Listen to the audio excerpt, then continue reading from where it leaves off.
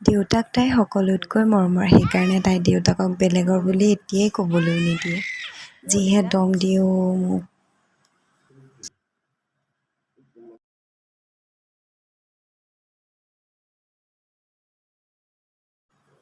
Hello' everyone, সকলোকে পুনৰবাৰ মোৰ চেনেলৰ অন্য এটি ভিডিঅ'লৈ স্বাগতম জনাইছোঁ।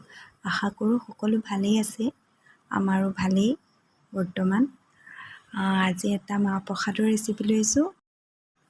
কালি বিশ্বকৰ্মা পূজাৰ প্ৰসাদ অলপ থাকি গৈছিল, তাকে ভাবিলোঁ মাহ প্ৰসাদৰ বৰকৈ বনাওঁ। মই খাই কিন্তু খুব ভাল পাওঁ দেই, আৰু কোনে কোনে ভাল পায় জনাবচোন।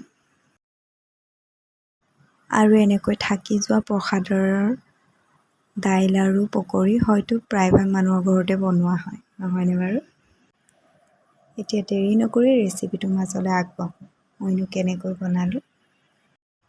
এয়া অলপমান মাহ প্ৰসাদৰ লগত আদা, নহৰু আৰু জলকীয়া দুটামান দি মিক্সিত গ্ৰাইণ্ড কৰি ল'ম।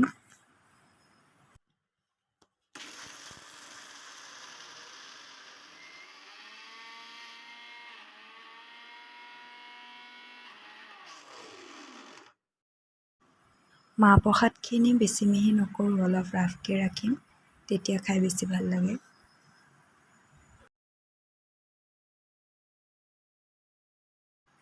এতিয়া ইয়াত ডাঙৰ এটা পিঁয়াজ মিহিকৈ কুটি লৈ এড কৰিম।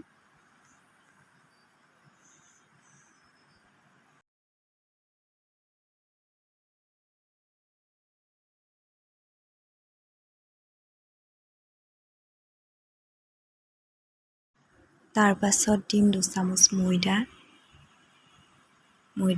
বদলি বেচনো দিব পৰা যায় বাৰু। তাৰ পাছত অকণমান হালধি আৰু অলপমান নিমখ সোৱাদ অনুসৰি দি ল'ব।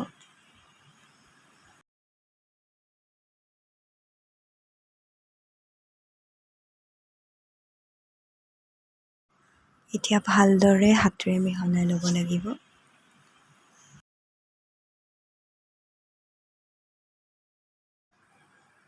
মই ইয়াত পানী 2 চামুচমানহে ব্যৱহাৰ কৰিছোঁ, ইয়াত পানী বেছি এড কৰা নাই। মুঠতে এনেকৈ কোমলি হৈ যায়।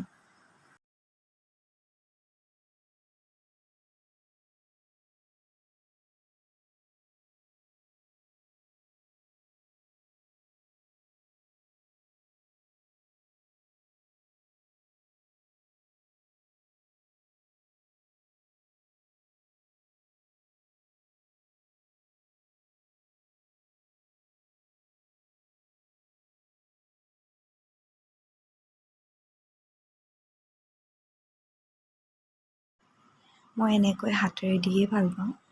ইয়াত তেল গৰম হৈ গ'ল, তাৰপিছত এনেকৈ এটা এটাকৈ দি দিম, অলপমান চেপেটা কৰি দিম।